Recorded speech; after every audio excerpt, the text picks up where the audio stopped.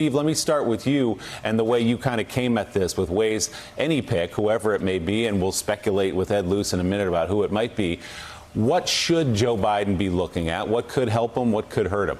Yeah, I mean, I think clearly he's been sending some signals here that he looks at, for instance, his relationship, his partnership with Barack Obama as kind of a model that he's looking to emulate with his pick here. The Obama-Biden partnership was sort of an unusual one. I'd put it in the category of mostly a governing pick. You know, when Joe Biden became Obama's running mate and then vice president, he was not, he didn't foreclose the possibility of running for president again someday, but that was not his primary, immediate, main concern in those 8 years as vice president. And in fact, when it came to it, and Obama's second term was expiring, Biden ended up not running for president. It ended up being this strange set of circumstances that got him into the race at age 77 right now. But I think he's been looking at that as a model. The only other recent pick that really fits that profile would be, think back to George W. Bush and Dick Cheney in 2000. If you look at the folks Biden's talking about right now, a name that comes to mind there might be Susan Rice. Might be somebody that he thinks he could have a lot of a sort of ideological commonality with, somebody he could work with, somebody he could, especially on foreign policy, might see a really sort of a governing relationship that could be formed there. So that one, you know, sort of comes to mind just based on what Biden's putting out there. There's the other example here, too. I write about this in the piece is you've had candidates in the past who, for various reasons, have felt, you know, there's one pick that there's a lot of consensus in the party behind them taking it. Ronald Reagan took George H.W. Bush in 1980.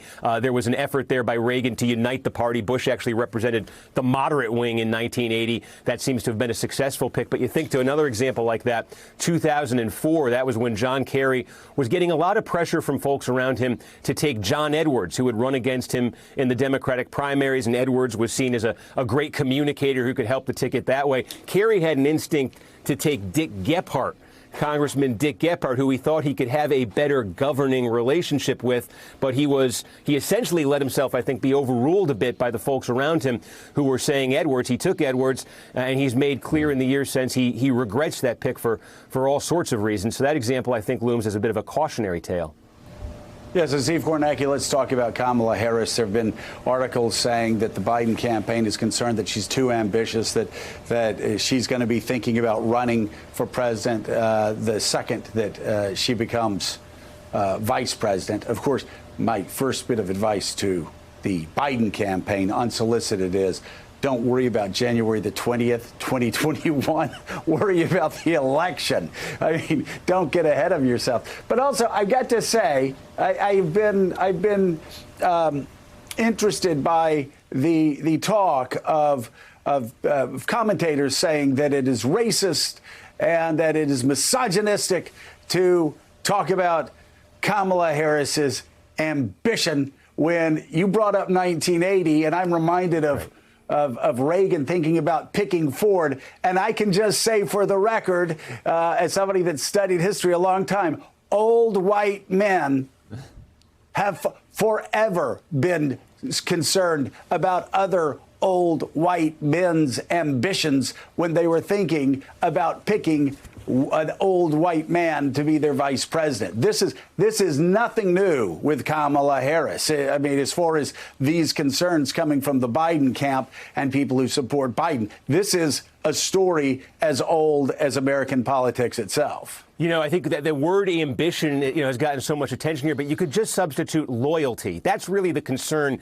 that you're hearing when you talk about Reagan and Ford in 1980. There were even concerns. There were some folks around Reagan who were a little worried about George H.W. Bush. They had just run against each other in a primary. You know, that was the primary where Bush called, you know, Reaganomics voodoo economics. There was a lot of concern, you know, that George H.W. Bush might not be a team player. Of course, that was his main goal when he talked with Ronald Reagan in 1980, was to convince him, no, I can sign off on every element of this platform. I'll be a loyal number two. I won't try to go off on my own in any way. And I think as vice president, that is basically what he did. But that was absolutely a concern. I say that was a concern, you know, with John Kerry when he was looking at John Edwards back in 2004. This is somebody who had just run for president, who clearly wanted to run for president again, who clearly would see in the vice presidency an opportunity there to enhance his reputation, enhance his image, enhance his positioning for a future presidential run. And in all of those cases and many, many more, we could go through every vice presidential pick for the last generation in each party. You can see that concern there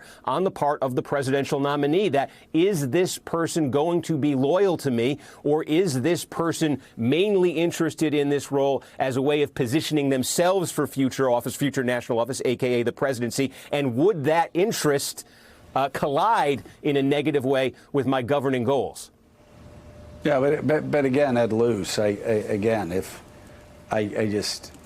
hear people in the Biden camp talking about this concern, and it makes me scratch my head, wondering why they're looking ahead to January the 20th instead of looking only at November and who seems to be the safest pick. You think that pick would be Kamala Harris. I tend to agree with you because she's been through a tough presidential campaign. She's run statewide in California. She's been a United States senator.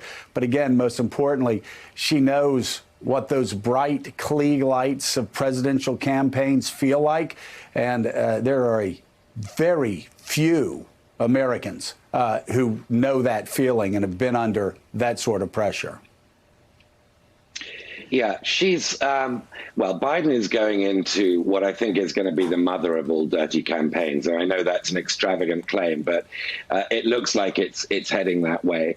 And he's going to need, first and foremost, in the coming 10, 12 weeks, he's going to need somebody who knows how to land a punch and take a punch. And if you've seen Kamala Harris's career, you've seen her cross-examining Bill Barr, you've seen her cross-examining Kavanaugh, you've seen what a prosecutorial killer instinct she has. She certainly checks that box. Now, I think it's, at this point, probably boiling down to Kamala Harris versus Susan Rice. Now, Susan Rice has never run for election before. This would be a very risky bet to put her essentially in a shadow presidential audition, having never stood on the hustings before because of Biden's age. We're going to be looking at his pick much, much more closely than we might otherwise have done as somebody who could be president. And I think Kamala Harris versus Susan Rice. Susan Rice would make a great first female Secretary of Defense, a great Secretary of State. But her specialism is foreign policy, and that's Biden's strength too.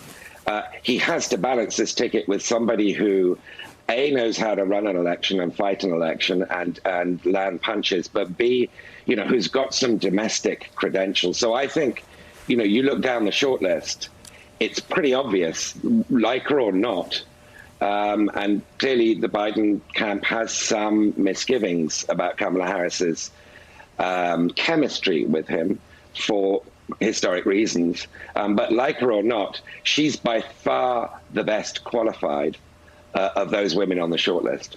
Thanks for checking out MSNBC on YouTube, and make sure you subscribe to stay up to date on the day's biggest stories. And you can click on any of the videos around us to watch more from Morning Joe and MSNBC. Thanks so much for watching.